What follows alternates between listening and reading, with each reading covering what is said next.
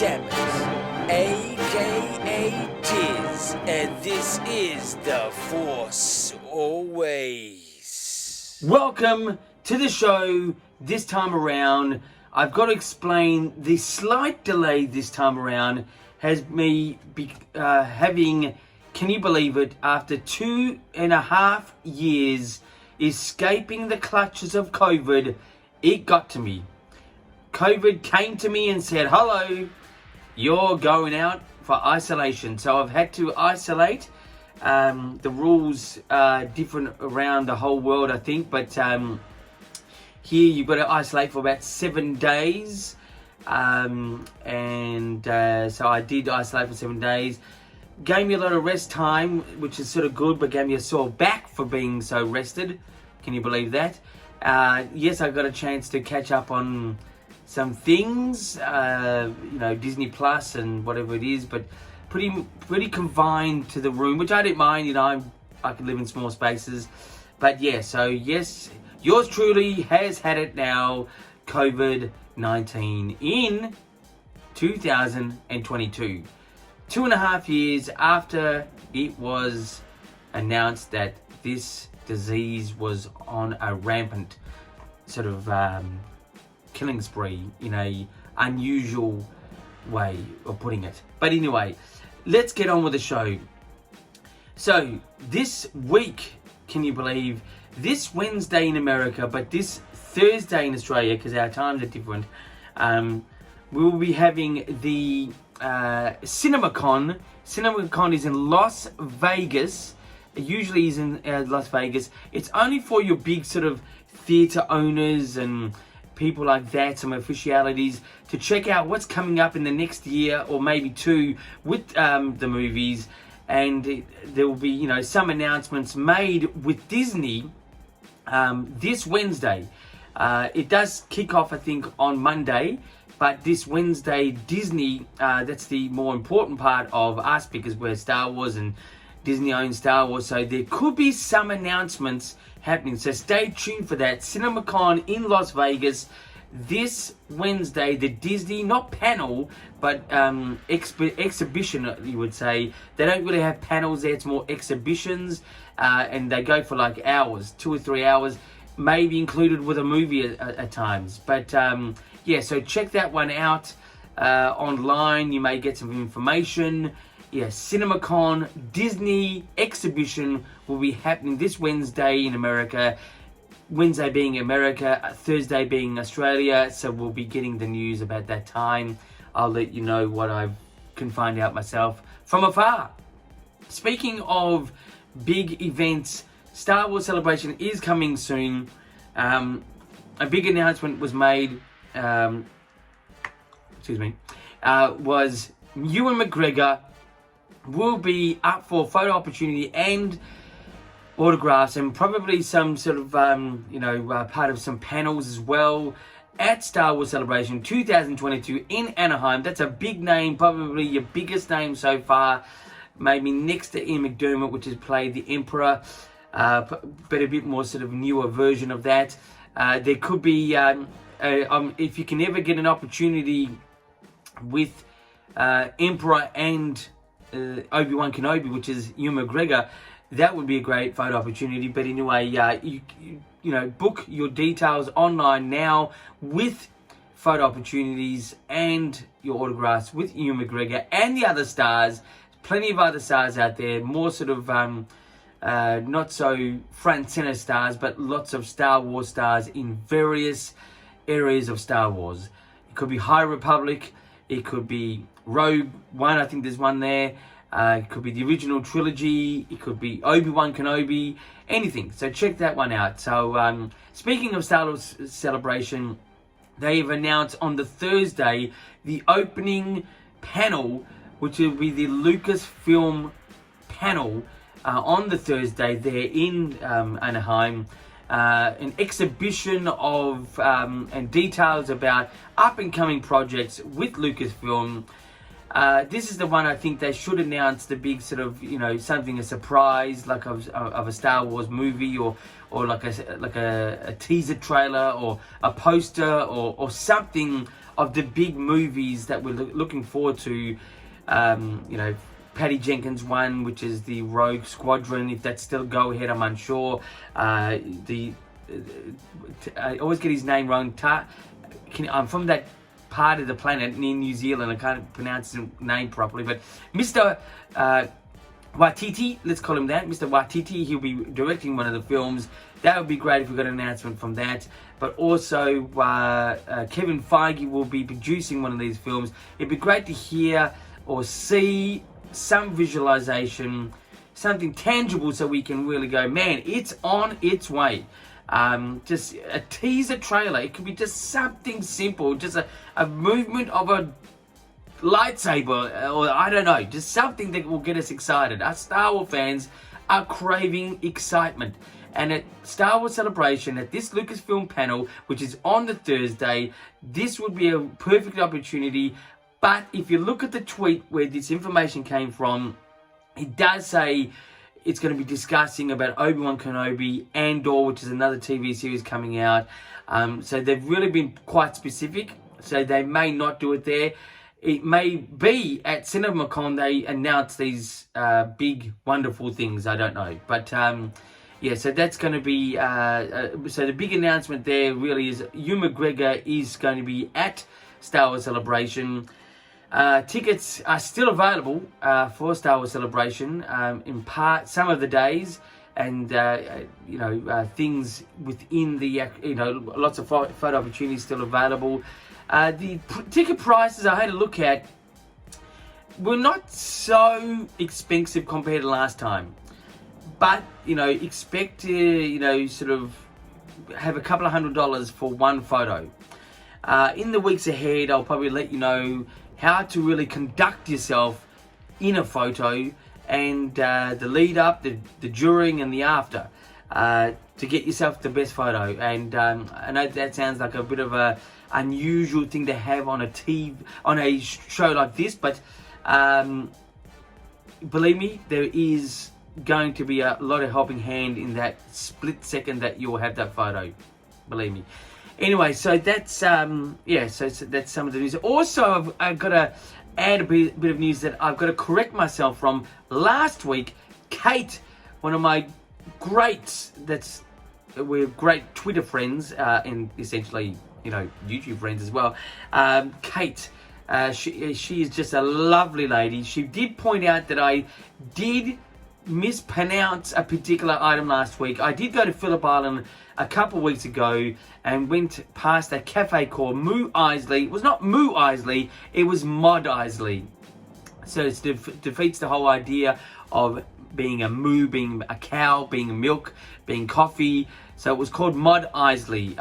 It was a very tight looking font that I could see, but thanks to Kate, thank you very much, you've done well there, and looking out for myself. But yes, I did get a bit of a pronunciation wrong.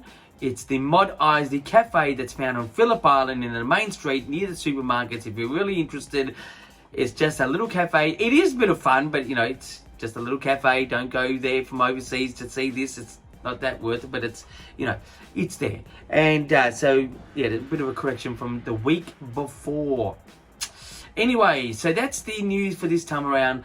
Let's get into the views.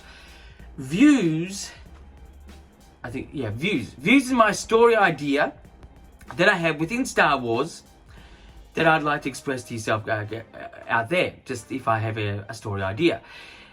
Because we've got Obi-Wan coming up soon, the excitement for Ewan McGregor is being announced at Star Wars Celebration. For me, let's talk a bit about Obi-Wan Kenobi. As I've said before, I don't think Darth Vader should be a big part in this series. It would be great to see him and Obi-Wan, fight off and be the main villain, but it would destroy that time period, and plus it would destroy any possibility of having a Darth Vader standalone proper film by Lucasfilm. It would just destroy it, and the relevancy of him being together is just not there in that time period of Star Wars. I would love to see a very cunning attempt using a mind trick on Obi-Wan Kenobi's behalf in having some sort of close association with the Emperor, because he's around at that time period, or even having a conversation using a mind trick, trying to extract information from him. Which, you know, how does that make sense when the Emperor is so much more powerful? Well, Obi-Wan is a bit underestimated in his power. So I do think his power is pretty strong. I think this could happen. It would be a total reverse on what's been happening with the Emperor and the rest of the universe, as Obi-Wan would then be clouding his mind. But I would love to see that happen. I'd love to see some interaction between Ian McDermott and Ewan McGregor as their characters, Obi-Wan Kenobi and Emperor. Not just for this fan service, but for the actual storytelling. We can't just spend the time in the desert reflecting, you know, being just lost, you know, feeling, you know, what's going to happen now. There needs to be something that's, you know, they've said, let's do an Obi-Wan TV series. Things need to happen, and that would be something interesting that could be, you know, tell a story really well and be relevant, but just done particularly, not so in your face that the Emperor can remember this, or just something that would be a great interaction between these two. It would just be a great story idea in my behalf. The other one I think would be obviously Obi-Wan and Yoda at this point are pretty much exile in their own sort of planets. They would need to somehow come together in some sort of conversation. Now, this sounds like another fan service thing, but I just don't think this is fan service when it would tell this story of that time period of what they were doing with each other at that time in trying to further, you know, the restoration of the, you know, the goodness in the universe, because there would be a lot of conversation there, whether they're using, you know, that telepathy sort of thing, or you know, maybe Obi-Wan could visit the planet, or even Yoda could visit the planet. We don't know. It would be just something that would be interesting conversations that would really give a lot of storytelling ideas in that time period. That's my idea. It's a little bit, you know, out there. These 2 points here, you know, having Obi-Wan speak with or interact somehow with the Emperor and Yoda in two separate sort of ideas. Yeah, I would like to see that happen as a story idea. Anyway, that's my views for this time around. Let's get into the reviews. Reviews this time around is something that I've got. That's, you know, we've got Star Wars Celebration coming up. One of the big panels coming up is The Mandalorian, Bad Batch, and now Lucasfilm paving the slate for the next year or two, or maybe a bit beyond. But one of the items I got, which was free, it was after the actual Mandalorian panel in Chicago. They gave a free carded poster that you can only get from the actual panel after the panel. It was this one here. It's obviously the opening scene of the Mandalorian of season 1, and I got myself a nice plastic sort of thing, so it's like heavily protected. But that's a carded poster, a collectible carded poster that you'd only get at Star Wars Celebration in Chicago at that time. And yeah, so that was definitely a sought after item I got, and I've still got it to this day, along with many other carded things that I'll show you in the future. But I thought I'd show you this being relevant to Star Wars Celebration that is coming up soon. And that's my review. So I give this pretty much a 10 out of 10. Just the iconic shot, the fact that it's a carded poster, like it's actual very hard card, it's not like flimsy paper, and I've got to protect it with it as well at the actual event. Perfect size, it's great. So 10 out of 10 for that one. Yeah. So anyway, that's the review for this time around. Let's get into interviews 2Q with 2 questions I asked myself for you guys out there. First question is, what should we expect from the Disney exhibition at CinemaCon. I'm wishing 5% of it will be Star Wars, and 5% of it would be some sort of announcement of movies. And not just like we are doing something, more like a tangible poster or something. If they're not going to do it Star Wars Celebration, this is the perfect opportunity. Probably better, as it could be sort of well hidden, because this event is not really televised.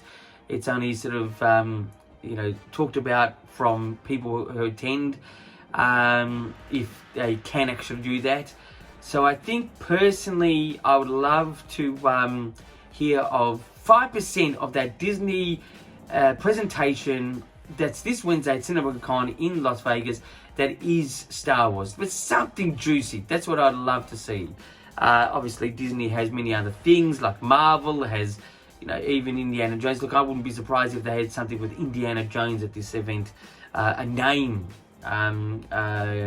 maybe a poster, or maybe a teaser on that one. But that's not really all about Star Wars. It's sort of connected, but sort of not.